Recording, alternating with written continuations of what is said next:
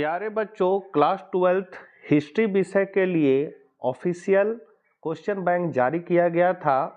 उसी से chapter by chapter 1 से 8 तक का ऑब्जेक्टिव और सब्जेक्टिव प्रश्न आपको बता रहा हूं। वीडियो बहुत लंबा हो सकता है, 30 मिनट का हम लोग देखेंगे जहां तक जाएगा। उसके बाद फिर न तो हम लोग सेकेंड पार्ट के वीडियो में बाकी के प्रश्नों को और देख लेंगे। चैनल पर पहली बार है तो जरूर सब्सक्राइब कर ले, क्योंकि इसी तरह के प्रश्नों के उत्तर आपको इस चैनल के माध्यम से मिलते रहेंगे। तो यहाँ पर पहला चैप्टर से है आपका ऑब्जेक्टिव क्वेश्चन, भारतीय पुरातत्व का पिता किसे कहा जाता है? तो अलेक्जेंडर कनघिम को कहा जाता है। हड़प्पा सभ्यता में सर्वप्रथम किस स्थल की खोज की गई थी? तो हड़प्पा के। हड़प्पा सभ्यता के किस नगर में दुर्ग दीवार से घिरा हुआ नहीं मिला है? लोथल। सिंधु घाटी सभ्यता में विशाल स्नानगार के अवशेष कहाँ से प्राप्त हुए हैं? तो मोहनजोदाड़ो। सिंधु घाटी सभ्यता में शिल्प उत्पादन का एक प्रमुख केंद्र था चहुदड़ो। मेसोपोटामिया के प्रलेखों में मलुहा शब्द का प्रयोग किस सभ्यता के लिए किया जाता है? तो हड़प्पा सभ्यता। लोथल कहाँ स्थित है? तो गुजरात में। बहुत इंपॉर्टेंट ये क्वेश्चन है। हड़प्पा किस नदी किनारे स्थित है? रावी। ये भी इंपॉर्टेंट है। सिंधु घाटी के निवासियों को सोना कहाँ से प्राप्त होता था? तो कर्नाटक से। हड़प्पा सभ्यता में बंदरगाह का प्रमाण कहाँ से मिला है? लोथल। हड़प्पा सभ्यता का किस देश के साथ व्यापारिक संबंध नहीं था? चीन। जूते हुए खेत का प्रमाण कहाँ से मिला है? कालीबंगा। हड़प्पा वासियों को लाजवर्द मणि कहाँ से प्राप्त होता था? तो सोतुरघई।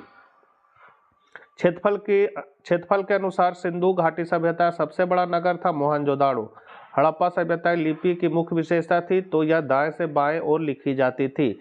यहाँ से आपका अति लघुत्तरीय प्रश्न है कि हड़प्पा सभ्यता को कांस्ययुगीन सभ्यता क्यों कहा जाता है? तो हड़प्पा सभ्यता को कांस्ययुगीन सभ्यता इसलिए कहा जाता है क्योंकि यहाँ पर लोगों ने औजार बनाने के लिए तांबे और टीन धातु को मिलाकर कांस्य धातु का उपयोग किया था।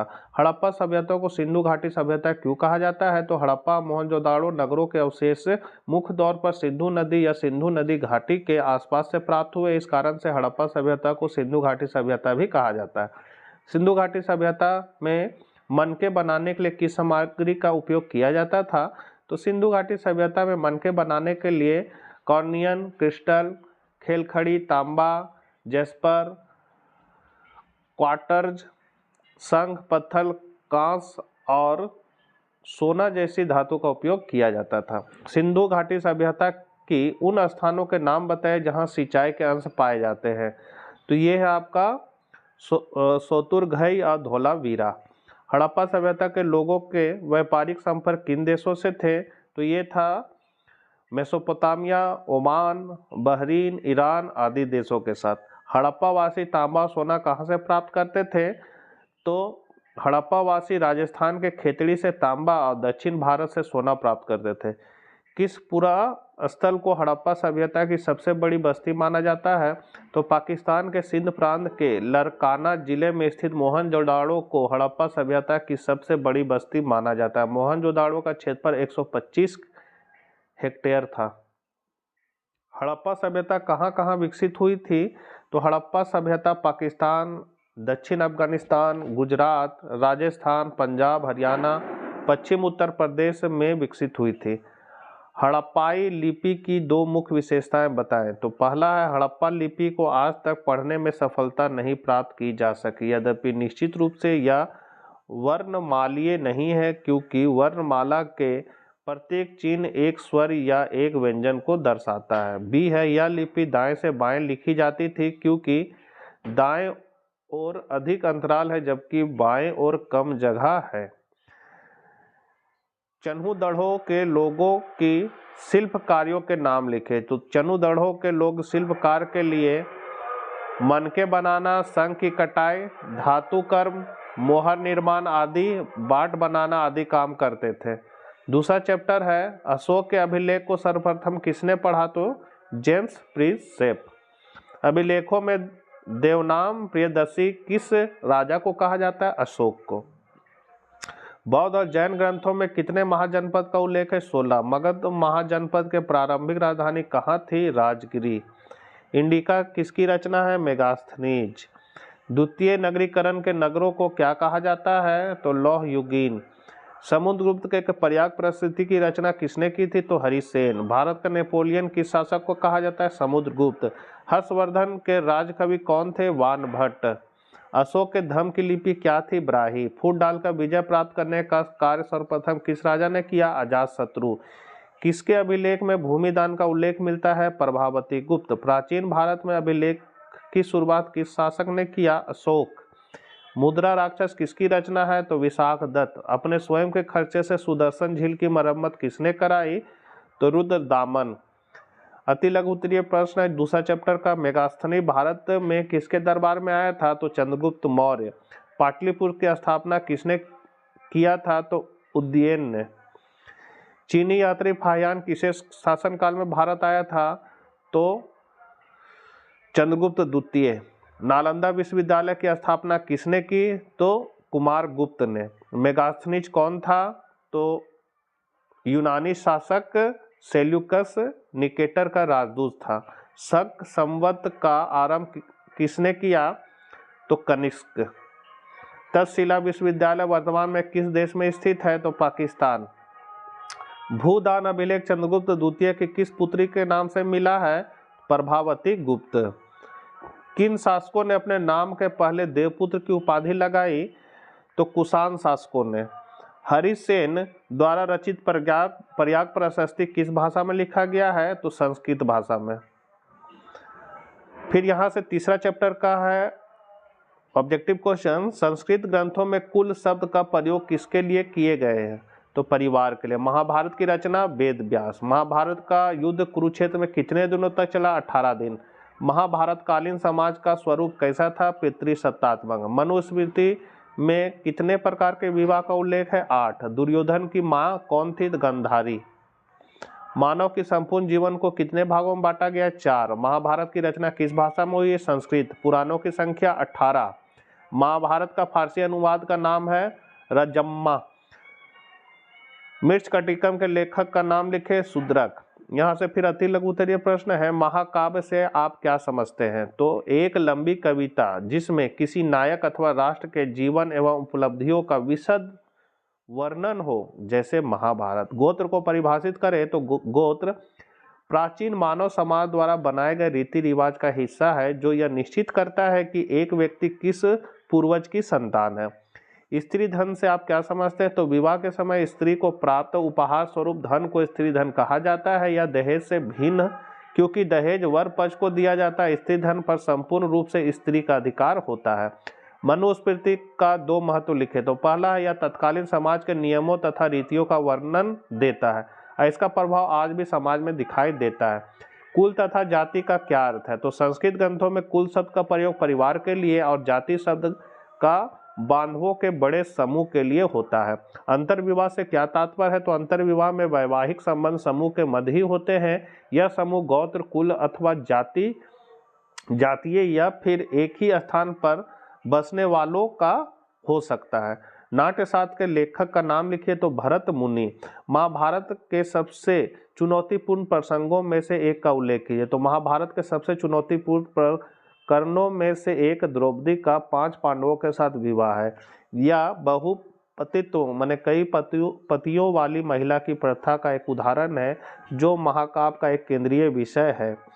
धर्म शास्त्रों के अनुसार ब्राह्मणों के 2 आदर्श व्यवसायों का उल्लेख कीजिए। तो वेद पढ़ना और पढ़ाना, यज्ञ करना और उपहार प्राप्त करना। पंचम वेद की संज्ञा किसे दी गई है? तो महाभारत। चौथा चैप्टर है आपका सांची मध्य प्रदेश के किस जिले में स्थित है? रायसेन। बहुत इंपॉर्टेंट है। महात्मा बुद्ध का जन्म कहाँ हुआ था? लुम्बिनी। बहुत इंपॉर्टेंट है। महात्मा बुद्ध को ज्ञान की प्राप्ति कहाँ हुई थी? तो बौद्ध गया। स्तूप किस धर्म से संबंधित है? बौद्ध धर्म। महावीर स्वामी का जन्म कहाँ हुआ था? तो कुंडग्राम, वैशाली। श्वेतांबर एवं दिगंबर का संबंध किस धर्म से है? तो जैन धर्म। जैन धर्म के 24वें तीर्थंकर कौन थे? तो महावीर स्वामी। महात्मा बुद्ध ने अपना पहला उपदेश कहाँ दिया था? सारनाथ। महात्मा बुद्ध के बचपन का नाम था सिद्धार्थ। वीर शैव आंदोलन के जनक कौन थे? वासबन्ना। महावीर स्वामी के बचपन का नाम क्या था? तो वर्धमान। महावीर स्वामी ने पार्श्वनाथ के सिद्धांतों में कौन सा नया सिद्धांत जोड़ा? तो ब्रह्मचर्य। प्रथम बौद्ध संगीति किस शासक के काल में हुई थी? अजातशत्रु। निम्न में से गौतम बुद्ध के शिष्य कौन थे? तो आनंद एवं उपाली, कश्यप, सरियपुत्र एवं गोधरा लायन ये सभी थे। पुराणों की संख्या कितनी है? 18। हीनयानी पुस्तकें किस भाषा में लिखी गई है? पाली। गौतम बुद्ध को ज्ञान की प्राप्ति किस नदी के किनारे हुई? तो निरंजना। तृतीय बौद्ध संगीति का आयोजन कहाँ हुआ था? पाटलिपुत्र। त्रिपिटक साहित्य किस धर्म से संबंधित है? बौद्ध धर्म। महावीर स्वामी की मृत्यु कहाँ हुई थी? पावापुरी। किसके शासनकाल में बौद्ध धर्म का विभाजन हीनयान और महायान संप्रदायों में हुआ? कनिष्क। जैन शब्द का क्या अर्थ है? तो जैन शब्द मतलब जिन शब्द से निकला है, जिसका अर्थ है विजेता। स्तूप क्या है? तो स्तूप का संस्कृत अर्थ टीला, ढेर या थूहा होता है। महात्मा बुद्ध के परिनिर्वाण मतलब मृत्यु के बाद उनकी अस्थियों को 8 भागों में बांटा गया तथा उन पर समाधियों का निर्माण किया गया, इन्हीं को स्तूप कहते हैं। जैन धर्म के त्रिरत्न क्या है? तो सभ्यक ज्ञान, सभ्यक दर्शन और सभ्यक आचरण। महावीर स्वामी का जन्म कब और कहाँ हुआ था? तो 1540 ईस्वी में वैशाली के कुंडग्राम में। धर्मचक्र परिवर्तन से आप क्या समझते हैं? तो गौतम बुद्ध ने ज्ञान की प्राप्ति के बाद अपना पहला उपदेश सारनाथ में दिया। यह प्रथम उपदेश की घटना ही धर्मचक्र परिवर्तन कहलाता है। सांची के स्तूप की खोज किसने की थी? तो 1818 ईस्वी में जनरल टेलर ने की थी। महात्मा बुद्ध का जन्म कब और कहाँ हुआ था? तो 1563 ईस्वी में कपिल वस्तु के निकट लुम्बिनी में हुआ था। अमरावती का स्तूप कहाँ स्थित है? तो आंध्र प्रदेश में स्थित है। बौद्ध संघ में प्रवेश करने वाली प्रथम महिला कौन थी? तो महात्मा बुद्ध की मौसी प्रजापति गौतमी थी। जैन धर्म के 23वें तीर्थकर कौन थे? तो पार्श्वनाथ। जैन धर्म के प्रथम तीर्थकर कौन थे? तो ऋषभदेव। चतुर्थ बौद्ध संगीति के अध्यक्ष कौन थे? तो चतुर्थ बौद्ध संगीति के अध्यक्ष वसुमित्र एवं उपाध्यक्ष अश्वघोष थे। अल-बरूनी का जन्म कहाँ हुआ था? तो ख्वारिज़्म। अल-बरूनी अपनी पुस्तक किताब उल हिंद की रचना किस भाषा में की थी? अरबी भाषा में। अल-बरूनी किस भाषा के जानकार नहीं थे? यूनानी भाषा। इब्न बतूता के किस पुस्तक की रचना की थी? रिहला। इब्न बतूता सिंध कब पहुंचा? 1333। इब्न बतूता ने भारत की यात्रा किस शताब्दी में की थी? 14वीं शताब्दी। बर्नियर ने शिविर नगर किसे कहा है? राजधानी को। फ्रांसिस बर्नियर कहाँ के निवासी थे? तो फ्रांस। किसने लाहौर में 12 वर्षीय बालिका को सती होते देखा था? बर्नियर। इब्न बतूता के अनुसार ताराबाद किस प्रकार का बाजार था? तो गाने वाले व्यक्तियों का। किस यात्री को मध्ययुगीन यात्रियों का सरताज कहा जाता है? Marco Polo. किस विदेशी यात्री ने भारतीय अध्ययन संबंधी बाधाओं का वर्णन किया है? अल-बरूनी। किस विदेशी यात्री ने भारत के डाक प्रणाली और संचार व्यवस्था का वर्णन किया? Ibn Battuta. इब्न बतूता ने राजदूत के रूप में किस देश की यात्रा की? चीन की। उलुक डाक व्यवस्था में किसका प्रयोग किया जाता है? घोड़ा का। अल-बरूनी ने किस पुस्तक की रचना की? तो किताबुल हिंद। बच्चों इसमें जैसे लिखा उसी तरह लिखिएगा, हम शॉर्टकट में थोड़ा बता रहे हैं। किताबुल हिंद। इब्न बतूता कहाँ के निवासी थे? तो मोरक्को। मोहम्मद बिन तुगलक ने इब्न बतूता को कहाँ का काजी नियुक्त किया था?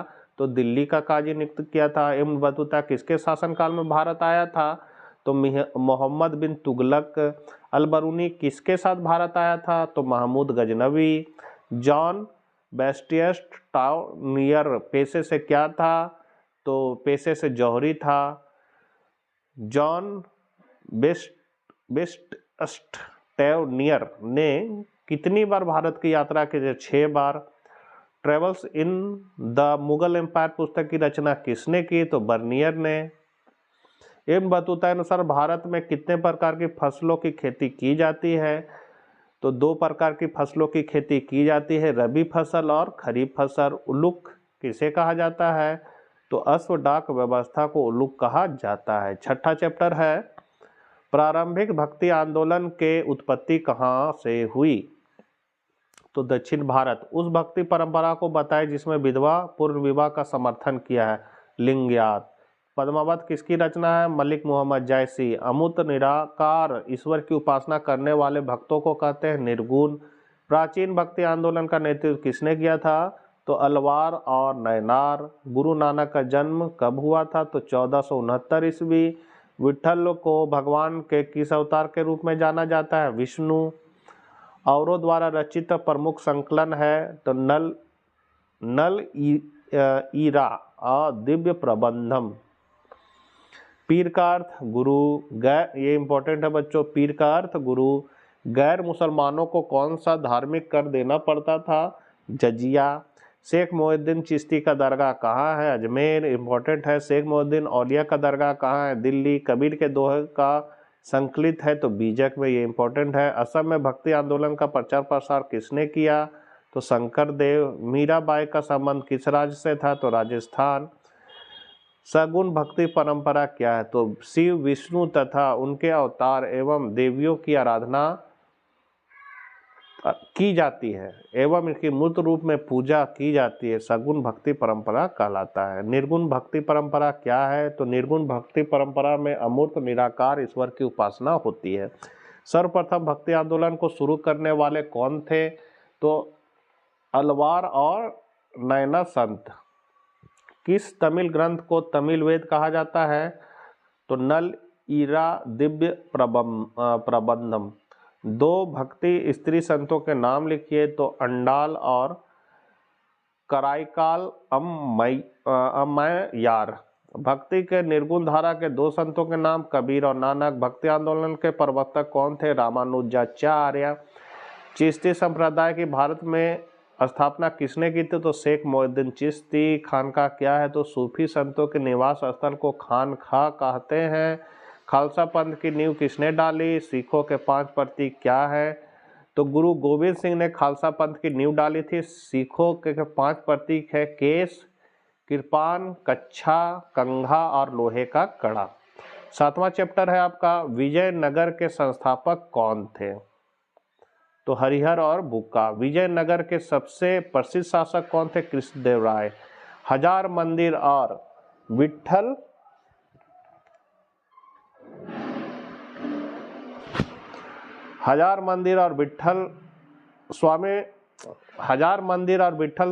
स्वामी मंदिर का निर्माण किसके शासनकाल में हुआ था? तो कृष्णदेवराय।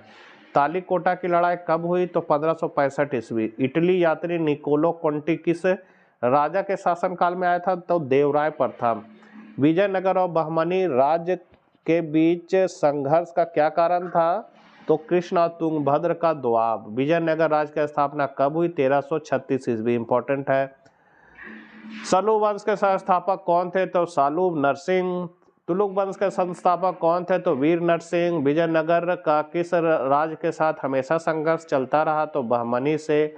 अमुक्तमाल्य की रचना किसके द्वारा की? कृष्णदेवराय। इंपॉर्टेंट है। अमुक्तमाल्य की रचना किस भाषा में की गई? तेलुगु। तालीकोटा का युद्ध किसके नेतृत्व में लड़ा गया? राम राय। बारबोसा कहाँ के यात्री थे? पुर्तगाल। किसका शासन का तेलुगु साहित्य का क्लासिकी युग माना जाता है? तो कृष्णदेवराय। किसे आंध्र भोज भी कहा जाता है? तो कृष्णदेवराय। अति लघु उत्तर ये प्रश्न है, हम्पी के भग्नावशेषों की खोज का श्रेय किसे जाता है? तो अभियंता और पुराविद कर्नल कॉलिंग मैकजी के द्वारा हम्पी के भग्नावशेष 1800 ईस्वी में प्रकाश में लाए गए थे। इस्लामिक स्थापत्य शैली की 3 मुख्य विशेषताएं क्या थी? तो पहला विशाल प्रवेश द्वार, मेहराब और गुंबद। डोमिंगो पायस किसके शासनकाल में विजयनगर आए थे? कृष्णदेवराय। सीजर फ्रेडरिक किसके शासनकाल में विजयनगर आए थे? तो सदाशिव राय। फारसी यात्री अब्दुल रज्जाक किसके शासनकाल में विजयनगर आए थे? देवराय द्वितीय। विजयनगर किस नदी के तट पर स्थित है? तुंगभद्रा। विजयनगर की राजधानी कहाँ थी? हम्पी। बहमनी राजाओं की राजधानी थी गुलबर्गा। मीनाक्षी मंदिर कहाँ स्थित है? तो मदुरई। 8वन का क्या मतलब है? तो भू राजस्व विभाग। और ये है 8वां चैप्टर बच्चों। 19 मिनट का वीडियो हो चुका है। अकबरनामा की रचना किसने की थी? तो अबुल फजल। आईने अकबरी कितने भागों में विभक्त है? 5। 16वीं 17वीं सदी के दौरान हिंदुओं में कितने प्रतिशत लोग गांव में रहते थे? 85। मुगल काल में भारतीय फारसी स्रोत किसानों के लिए आमतौर पर किस नाम का प्रयोग करते थे? तो रैयत, मुजरियान, किसान, इनमें सभी। रबी फसल किस ऋतु में होती है? बसंत। मुगल काल में भारत में सबसे ज्यादा उगाई जाने वाली फसलें थी ज्वार, बाजरा, गेहूं, चावल। भारत में 17वीं सदी में जो भी फसल के रूप में अफ्रीका और स्पेन के रास्ते आई थी उसका नाम था मक्का। 16वीं सदी में भारतीय गांव में जो अनेक बाहरी ताकतें दाखिल हुई वे थी तो मुगल राज, व्यापार, मुद्रा और बाजार सब। तंबाकू पर किस मुगल शासक ने प्रतिबंध लगाया? जहांगीर। पंचायत का सरदार एक मुखिया होता था जिसे कहते थे मुकदम या मुखिया। अकबर का वित्त मंत्री कौन था? टोडरमल। आईने अकबरी अकबरनामा के किस खंड से संबंधित है? तृतीय खंड। मुगल कालीन ऐतिहासिक स्रोतों में शामिल थी तो इनमें सभी। आईने अकबरी के अनुसार सिंचाई वाले क्षेत्रों में वर्ष में कुल फसलें होती थी 3। तंबाकू का सेवन सर्वप्रथम किस मुगल सम्राट ने किया था? अकबर। अति लघु उत्तरीय प्रश्न है, पटवारी किसे कहते हैं? तो पटवारी गांव की जमीन प्रत्येक किसान द्वारा जोते जाने वाले खेतों, फसल के प्रकार और बंजर भूमि का हिसाब किताब रखता था, मतलब एक तरह का मुंशी था। खुद काश्त और पाई काश्त कौन थे? तो खुद काश्त का मतलब है कि खुद का उसी गांव की जमीन पर खेती करते थे जहां वे रहते थे, और पाही काश्त जो है सो दूसरे गांव में जाकर भाड़े पर जमीन लेकर उस पर खेती करते थे। जिन्स एक कामिल के अंतर्गत कौन सी फसलें आती है? तो कपास और गन्ने जैसी फसलें जिन्स एक कामिल के अंतर्गत आती है। ऐसी फसलों की खेती से राज्य को ज्यादा कर मिलता था। अकबरनामा की रचना किसने की थी या कितने भागों में विभक्त है? तो अकबरनामा की रचना जो है वो अकबर के दरबारी इतिहासकार अबुल फजल द्वारा की गई थी। यह 3 जिल्दों में विभक्त है। 17वीं सदी में कौन कौन सी फसलें, फल और सब्जियां विदेशों से भारत आई? तो मक्का, टमाटर, आलू, मिर्च, अनानास और पपीता जैसी फसलें, फल एवं सब्जियां विदेशों से भारत आई। आईने अकबरी कितने भागों में विभक्त है? तो आईने अकबरी 5 भागों में विभक्त है। इसके पहले 3 भागों में प्रशासन का विस्तृत विवरण है। चौथे व 5वें भाग में भारत के धार्मिक एवं साहित्यिक परंपराओं का उल्लेख है। मुगल काल में किसानों के लिए किन किन शब्दों का प्रयोग होता था? तो रैयत, रियाया या मुजरियान, खुद काश्त, पाही काश्त। पायक कौन थे? तो पायक वे लोग थे जो जमीन के बदले सैन्य सेवाएं देते थे। असम के अहोम राजाओं के अपने पायक होते थे। तो बच्चों ये थे आपके क्वेश्चन बैंक चैप्टर 1 से लेकर 8 तक के ऑफिशियल जैक और जेसीईआरटी द्वारा जारी किया गया प्रश्न और उसके उत्तर। आशा करते हैं वीडियो उपयोगी होगा। जल्द ही मिलते हैं हम लोग नेक्स्ट वीडियो साथ। जय हिंद, जय भारत।